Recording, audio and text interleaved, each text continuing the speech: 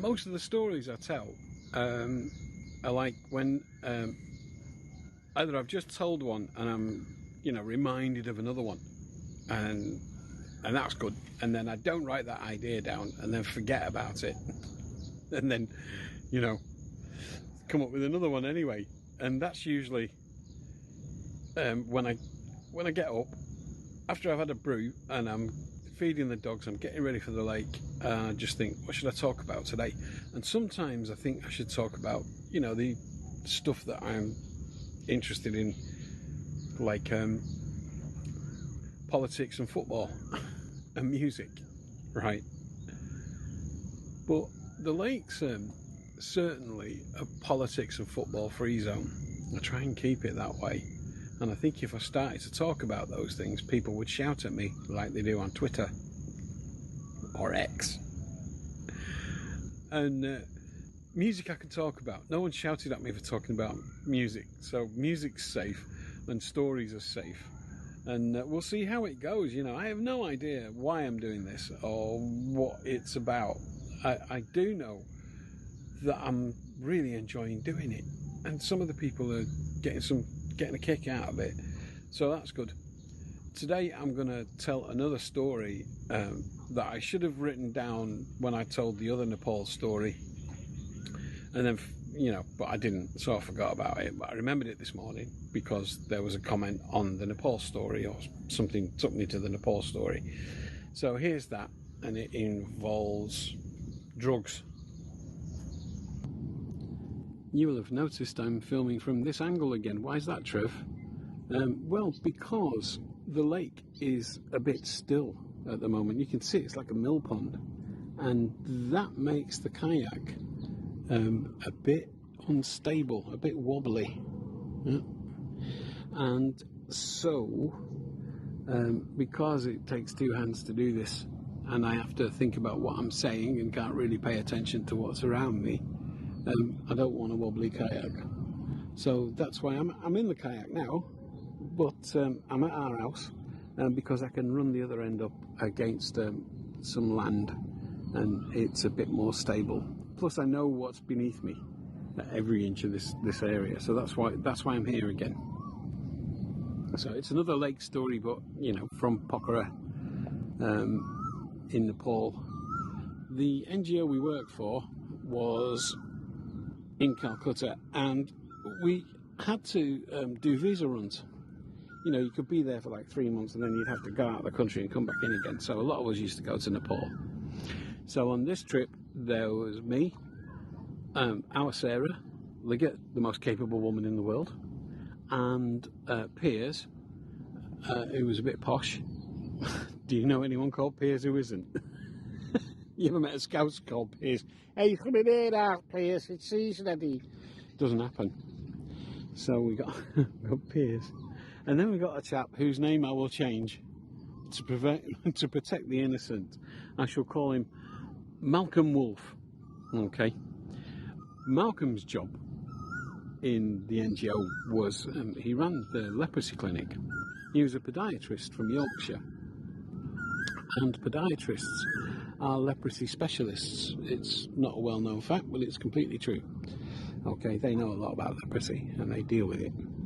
The most remarkable thing about the leprosy clinic at that time, I don't know if it's changed now, is that it's on the bank of the Hooghly River, a river you can walk across without using a bridge.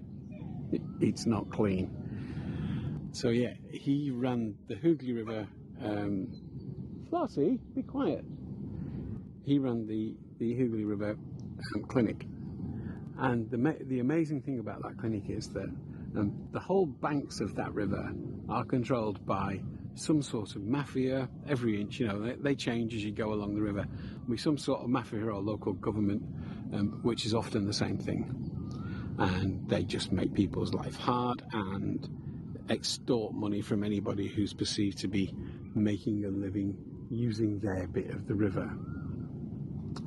And so that meant that clinic, the most remarkable thing I've ever seen is that the patients, the people with leprosy, would turn up in the morning and opened this concrete bunker that was full of canvas and tables and bamboo, and they would build their own clinic, build their own shelter every morning. And these are people with stumps for hands or fingers missing and stuff like that, and they do that. And then in the evening they would dismantle it and put it back in the bunker. And just how humbling is that? So anyway, Wolfie ran that, and he was brilliant. He's a really good lad. So we went to Nepal. We're in Pokhara. It's a town built around a lake, or half of it, half a lake, and the other side of the lake is a big mountain, which had one building on the other side of it that was a rickety old hotel called the typical Nepali guest house. Now what you could do is rent a local homemade kind of wooden kayak on one side of the lake and go for a poodle on the lake. That was the done thing. And you could go all the way over to the typical Nepali guest house for their world famous spaghetti and meatballs. I've mentioned that before. Oh, Flossie's trying to be in the show today. Flossie! Oh, I see why. There's a monitor lizard. Okay, so we'll carry on. So the other thing that Nepal's well known for is weed. You get the best cannabis ever the best I've ever had in Nepal. So we bought some hash. We skinned up a few spliffs. We skinned up a few spliffs and smoked them before we went to go out on the lake. And Malcolm had never had weed in his life, but he thought to himself, in for a penny, in for a pound, I'm going to have some. So before we went, he was with us, and we said, look, it's best if you smoke it. He said, I won't smoke. I went, right, okay. He said, can you eat it? I said, yeah, you can eat it. He went, right, oh. So he ate some, and then we got stoned. Me, Sarah, and Piers. But of course, when you eat it, it takes a little while for it to start working, and we weren't paying attention. So Wolfie has decided this isn't working, I'm going to eat some more, and you know what happens then. Okay. But what happened then, or the thing that happens then, happened whilst we were in a kayak on the lake. Fox is behind me, I'm in the pilot's seat.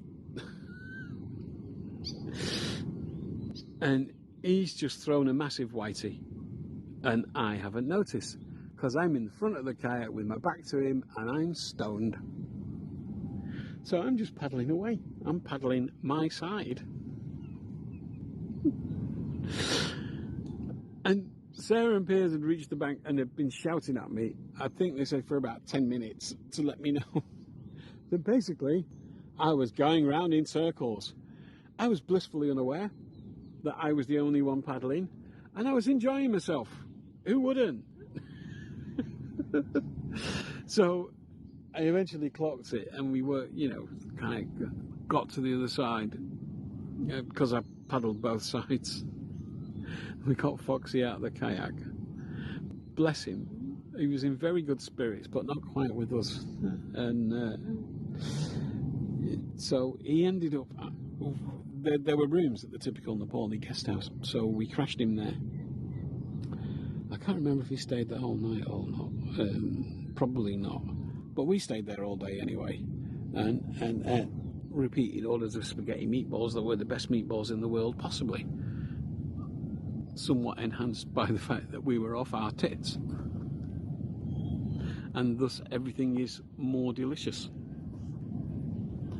So that's that one for today. I hope you enjoyed it. I hope I didn't say Wolfie's real name at any point during that, because this was my third attempt at telling this story without doing it. If I did, I'm sorry. Anyway, I love you all. Bye.